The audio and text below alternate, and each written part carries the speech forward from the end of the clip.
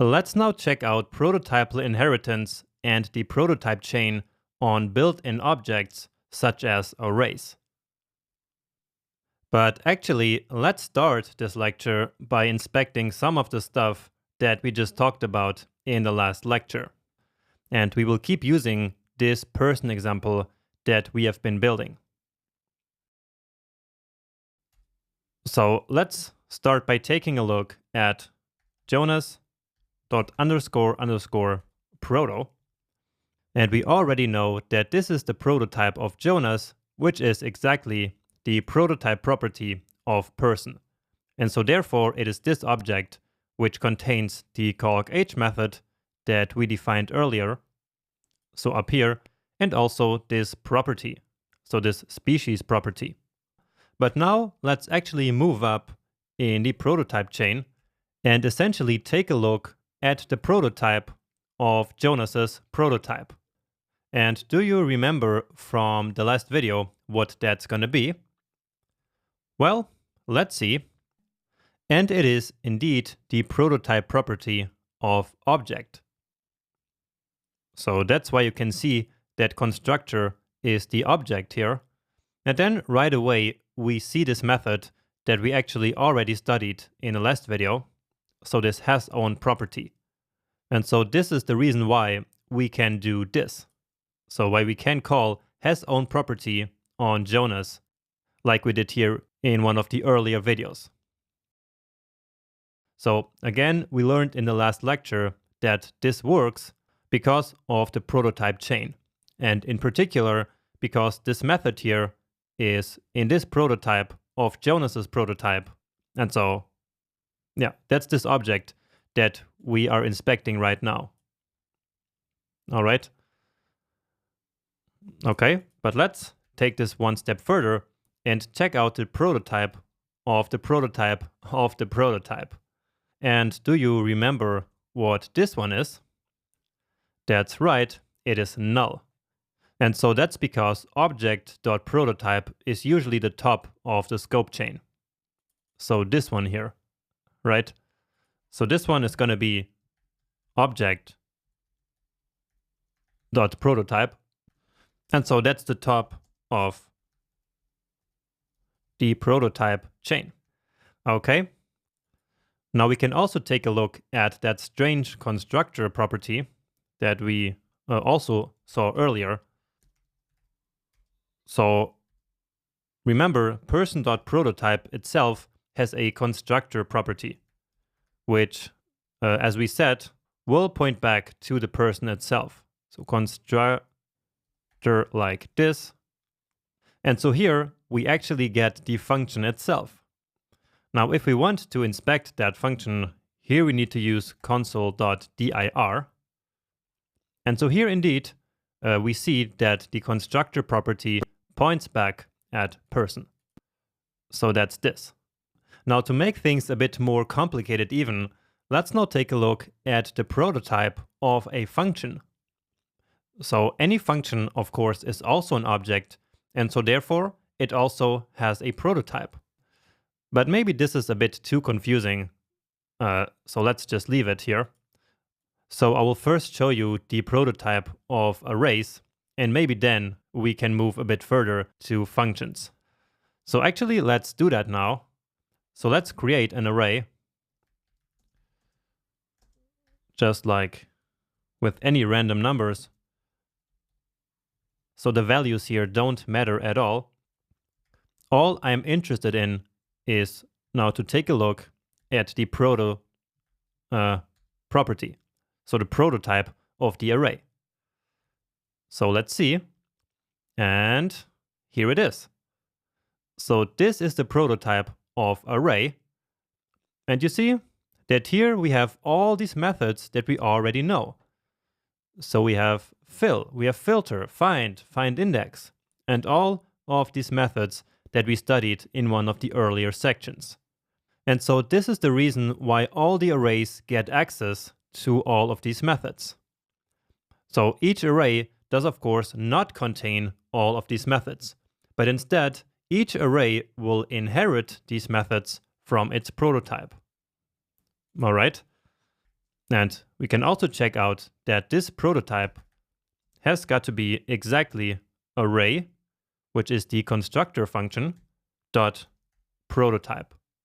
So one more time, the prototype property of the constructor is going to be the prototype of all the objects created by that constructor. And so let's see, and it is true indeed. And just like in objects, using this shorthand basically is the same as using new array. And so therefore, whenever we create an array like this, it is indeed created by the array constructor. And so that's why all of this works behind the scenes. But of course, this is not yet the end of the prototype chain, as we saw in the last video. So let's see. And so now we are back to having object.prototype. You see, so this again now has own property, and then all of these methods here that are available for objects. And one more time, that is simply because the prototype itself here is an object. And so any object has access to all of these methods. All right. Now we would be able to see the exact same thing also directly in the console. So if I check out the array here and open it, then here in the bottom, you will see that we have the prototype property right here. So if we click that, then here one more time, we get all these array methods that we already know. Okay.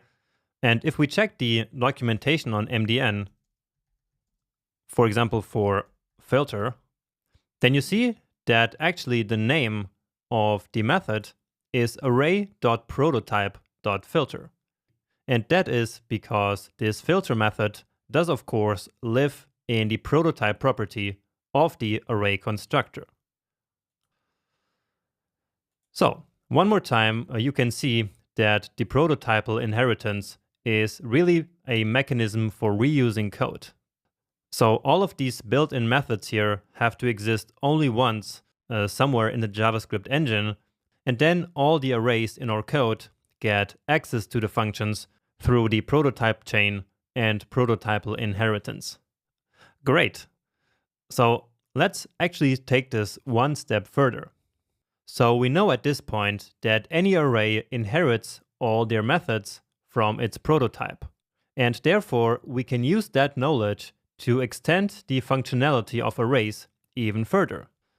So all we would have to do is to say array.prototype, and then here we can add any new method to this prototype, and all the arrays will then inherit it. So let's say that we wanted to create a method which returns all the unique elements of an array. So let's add a method called unique. So we set the unique property to a function, and then to get the unique values of an array, all we have to do is to create a new set and pass the array in there. And the this keyword is going to be the array on which this method will be called. And so now we just need to put this into an array and spread it like this, as we have already done multiple times before. And so we can now use that.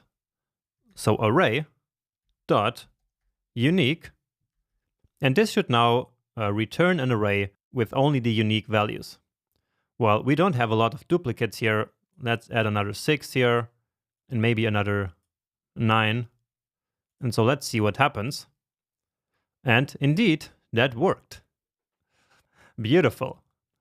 So just to recap, we added a new method to the prototype property of the array constructor. And so therefore, now all arrays will inherit this method. And so we can then call that method on any array that we want. However, what we just did here, so extending the prototype of a built-in object, is generally not a good idea. I mean, if you're working just on a small project on your own, then I guess you could do this. But really, don't get in the habit of doing this for multiple reasons. The first reason is that the next version of JavaScript might add a method with the same name that we are adding, for example this one here, but it might work in a different way. And so your code will then use that new method, which remember works differently, and then that will probably break your code. And the second reason why you shouldn't do this is because when you work on a team of developers, then this is really going to be a bad idea. Because if multiple developers implement the same method with a different name, then that's just going to create so many bugs that it's just not worth doing this. So it's just a nice and fun experiment, but in practice, you should probably not do it. Now, for a little bit of fun, to finish this video, let's take a look at some more built-in objects here in the console. So for example, we can select this DOM element here. And so let's do that, this h1. So that's document.querySelector h1. And we already know that all the DOM elements are behind the scenes objects. And so let's take a look at this object. Well, that doesn't really work. So that just gives us the object. So let's try console.dir on this h1. And so now we get the actual object. So here we have all this different stuff and all these properties and methods that we already worked with. But what I'm interested in here is the prototype. And you see that the prototype is an HTML heading element. All right. And so that itself will contain a lot of different stuff one more time. So let's scroll all the way down. And so this is now an HTML element. And do you remember these names here from somewhere? Well, these are exactly the types of objects that we talked about in one of the first lectures in the DOM section. Remember that? So we had this big diagram with all these different types of elements. And so now here we can actually inspect them. And so behind the scenes, these different elements are really different like constructor functions. So if we go down here, we should now see element. And indeed, here it is. And so again, you can recall that diagram that we inspected there. And then you will remember that HTML element was a child element of element. And element itself was a child of node, right? And so therefore the prototype of element is gonna be node. So if we scroll all the way down here, then you see indeed node.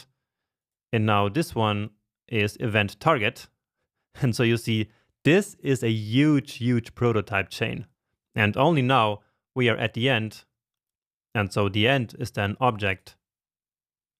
And that's it. So this prototype chain has easily 6 or 7 levels.